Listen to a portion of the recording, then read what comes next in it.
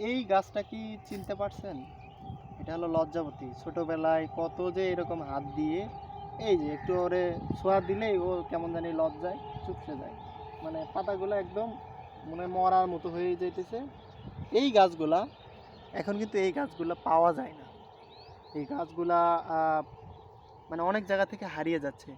আগে গ্রামে অনেক দেখা যেত, গ্রামের অনেক বাগানে বড়ই বাগান, অনেক ধরনের আমের বাগান, অনেক ধরনের মানে ভালো ভালো যেগুলো বড় বড় বাগান ছিল সেগুলোতে দেখা যেত। এখন কিন্তু এগুলো দেখা যায় না।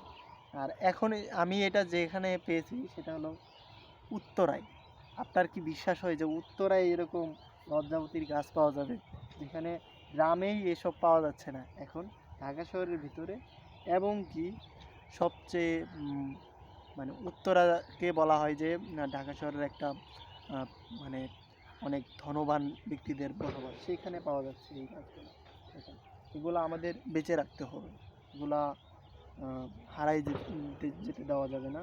অনেক অনেক জিনিস আমাদের কাছ থেকে হারাই যাচ্ছে, সেগুলো কিন্তু আর আমরা ফিরে পাচ্ছি না, নষ্ট হয়ে যাচ্ছে, ওরা ওরা বিশ্ব থেকে হারিয়ে যাচ্ছে। এগুলো আমাদের যে কোনো একটা কাজে লাগে। প্রকৃতি সবার জন্যই প্রয়োজনীয়, সবাই সবার উপর নির্ভরশীল।